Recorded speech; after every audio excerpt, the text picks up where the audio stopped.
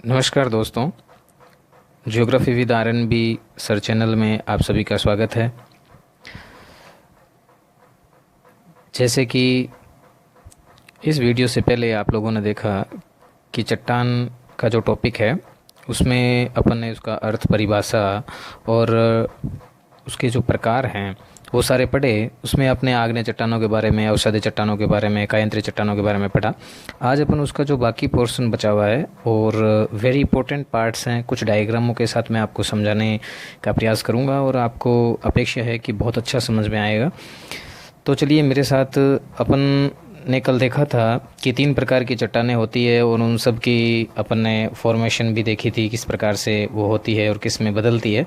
आज अपन पहले ये बात करते हैं कि जो अपने आग्नेय चट्टान है, पहले उसकी अपन थोड़ी सी चर्चा कर लेते हैं। ब्रीफ में मैं आपको बता देता हूँ कि आग्नेय चट्टान जो थी उसमें आप लोगों को एक डायग्राम बताया गया था। उसके अंतर्गत आपको बताया कि निर्माण स्थल के अनुसार बाह्य व आंतरिक 2 चट्टानें होती है और रासायनिक संरचना के अनुसार आपने देखा था कि अम्लीय, मध्यवर्ती, अल्ट्रानिक, बेसिक होती है।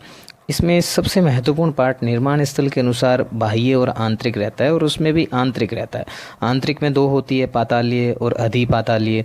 अब पातालीय कौन सी होती है, अधिपातालीय कौन सी होती है, वर्बली थोड़ा सा आप इसको समझें।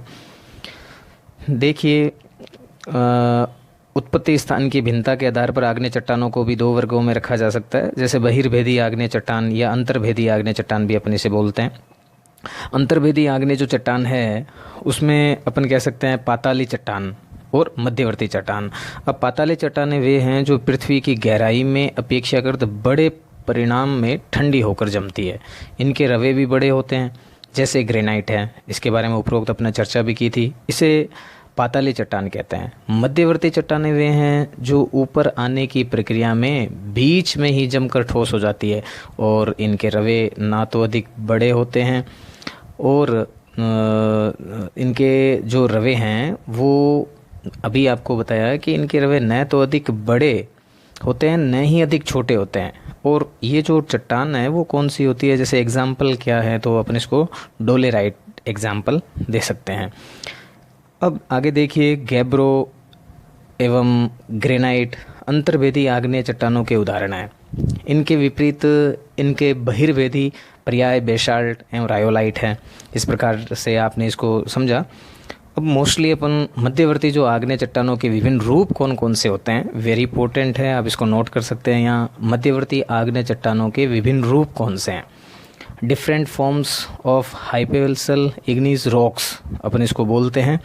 अब इसके अंतर्गत देखिए, पहला है बैथोलिथ, आप लोगों ने नाम सुने भी होंगे। दूसरा जैसे लेकोलिथ है, तीसरा फेकोलिथ है, चौथा जैसे लेपोलिथ है, फिर 5वां अगर अपन बात करें सिल है, डाइक है, छठा। ये 6 वेरी इंपॉर्टेंट होते हैं।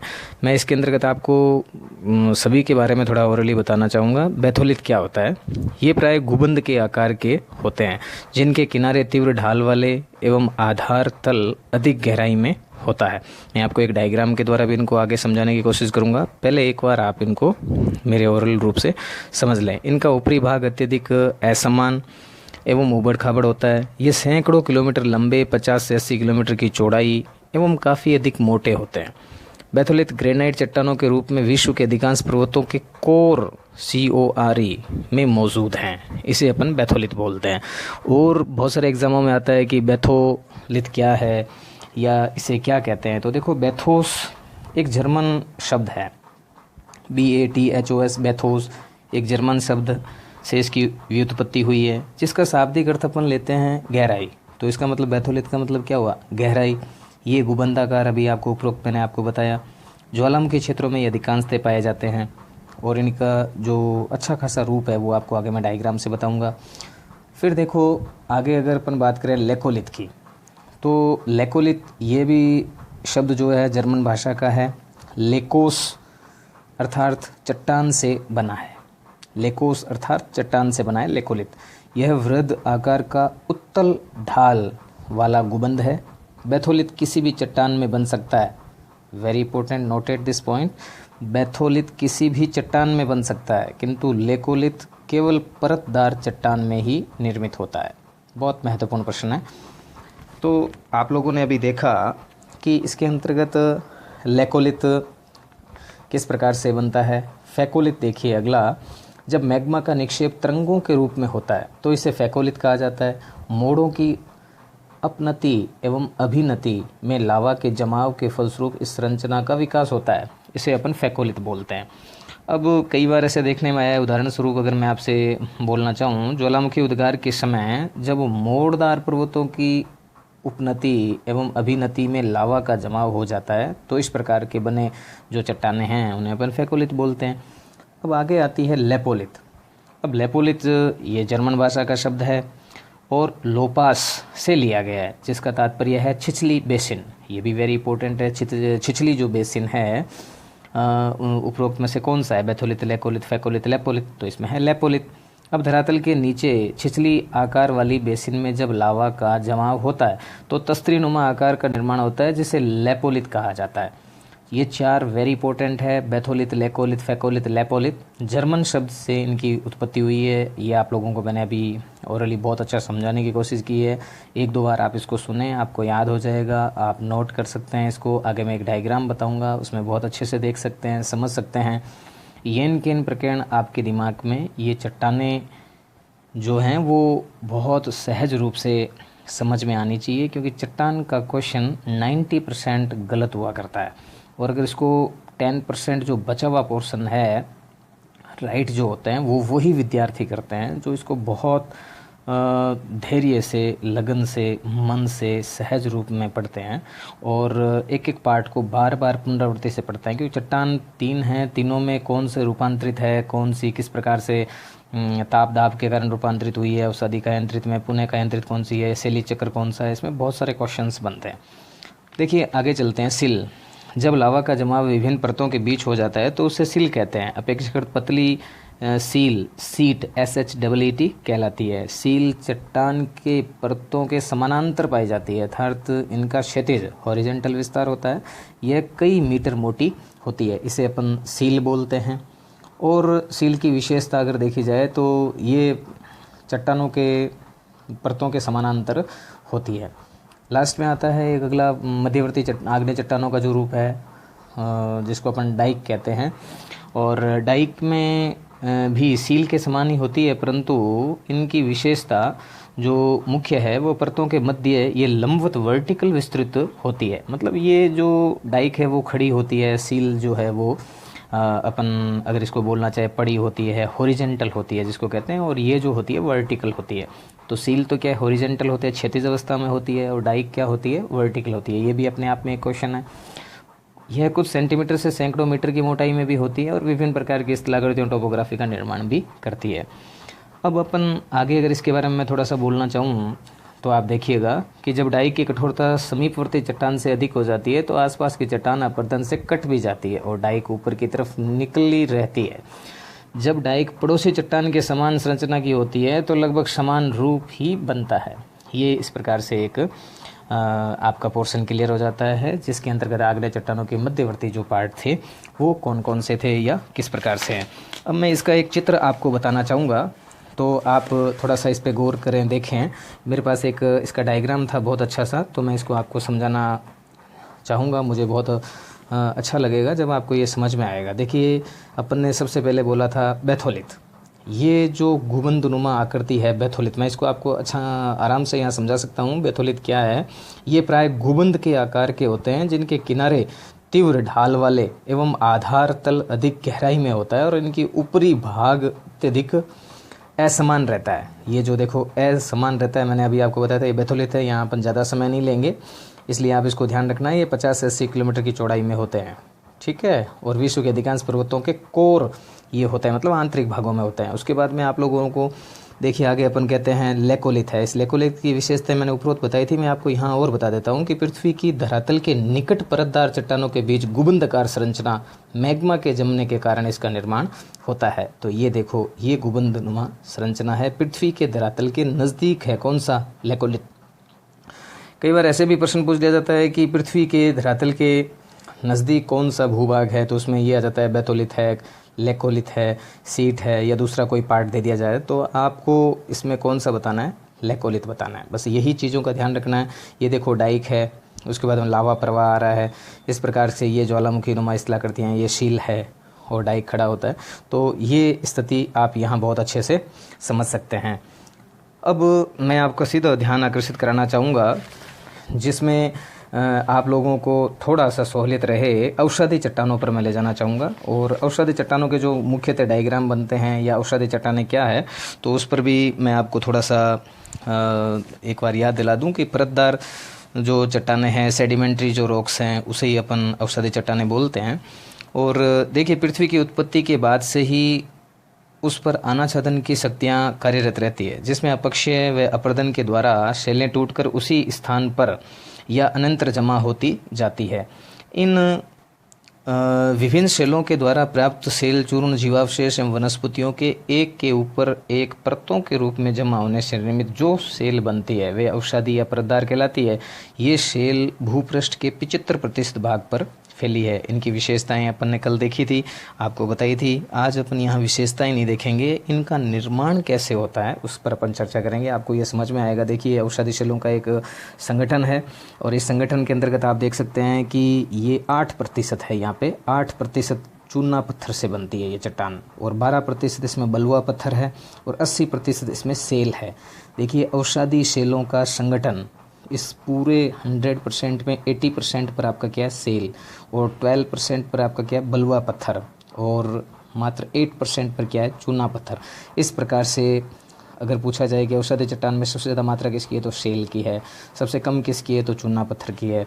Very good. अगर अपन बात करें 2 नंबर चित्र, देखिए ये भी वेरी इंपॉर्टेंट टॉपिक है कि 75% औषधि शैल है।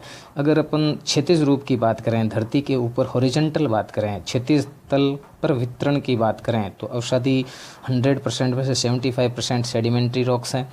अब अगर अपन देखें पृथ्वी का धरातल जो औषधि नहीं है वो कितने परसेंट है, 25% पर औषधि नहीं है धरातल, 75% धरातल औषधि चट्टानों का ही है।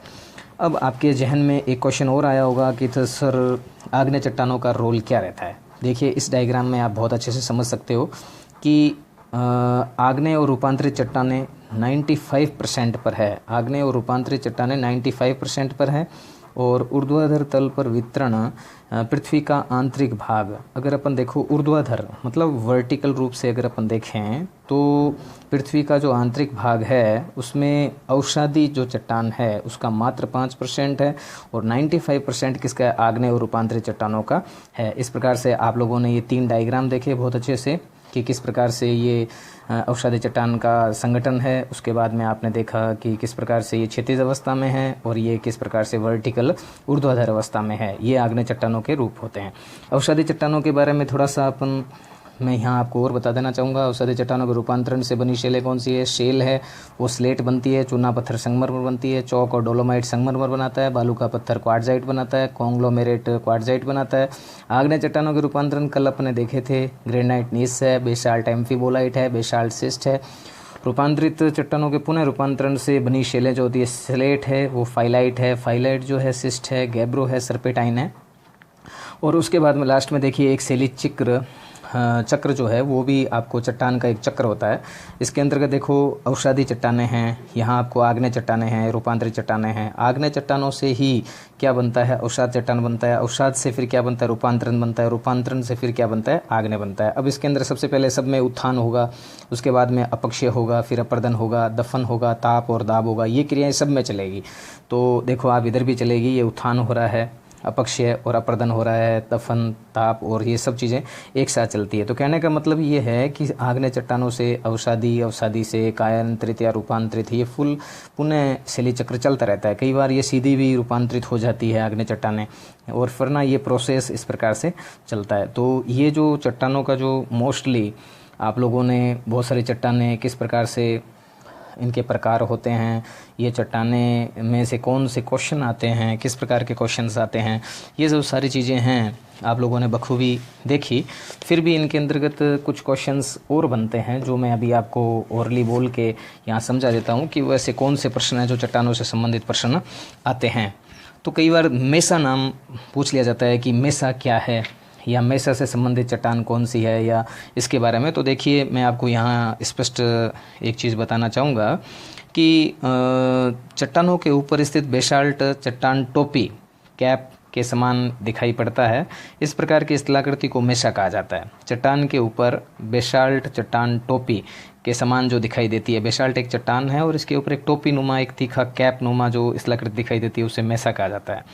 ऐसा होता क्यों है? अपरदन के कारण मेसा का अधिकांश भाग कट जाता है एवं उसका आकार छोटे या छोटा होने लगता है। इस अत्यंत छोटी आकार वाली मेसा को बूटी, BUTTE बूटी भी कहा जाता है और मेसा MESA मेसा होती है। अब इसी प्रकार से एक क्वेश्चन आता है कि अम्लीय चट्टानें, क्षारीय चट्टानें क्या होती है? अम्लीय चट्टानें जिनमें सिलिका की मात्रा अधिक होती है, रंग हल्का होता है, चट्टान अपेक्षाकृत हल्की होती है, जैसे ग्रेनाइट है, ये अम्लीय चट्टान है। ग्रेनाइट एक अम्लीय चट्टान है।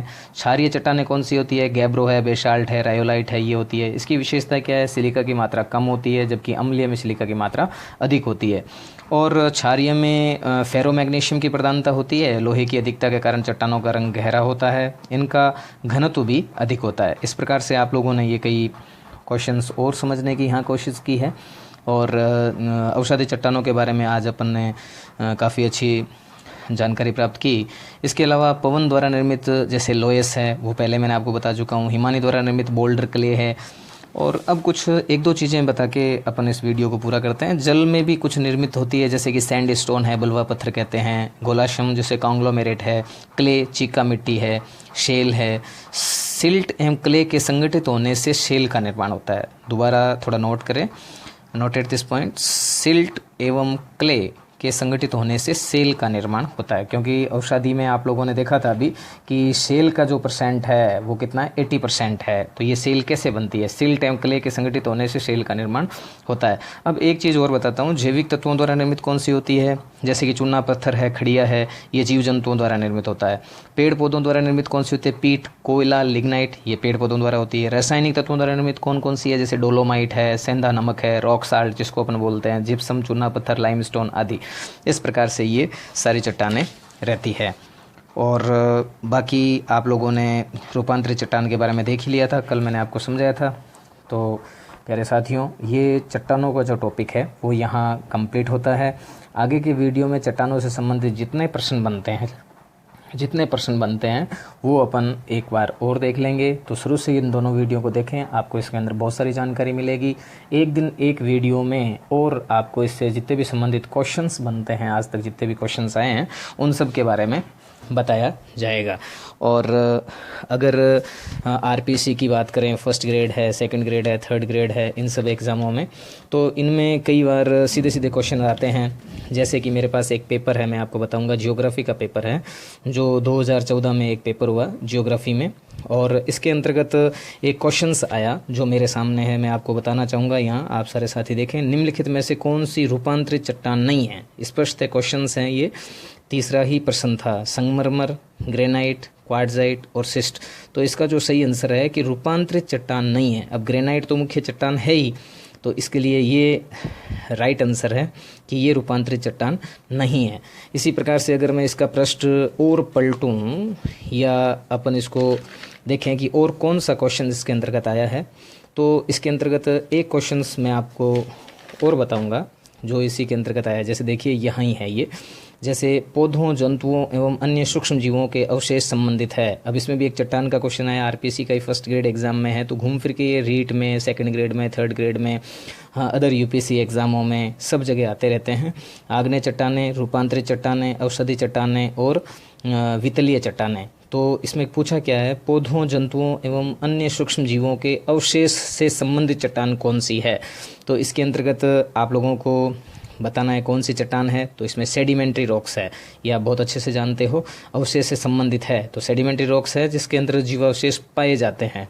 तो ये जो आपने देखे अभी दो क्वेश्चंस, ये बहुत अच्छे क्वेश्चंस थे और आप लोगों ने भली प्रकार से इसको समझा।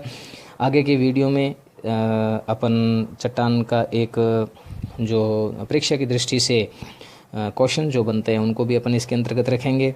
तो बहुत बहुत धन्यवाद। जय हिंद, जय भारत साथियों।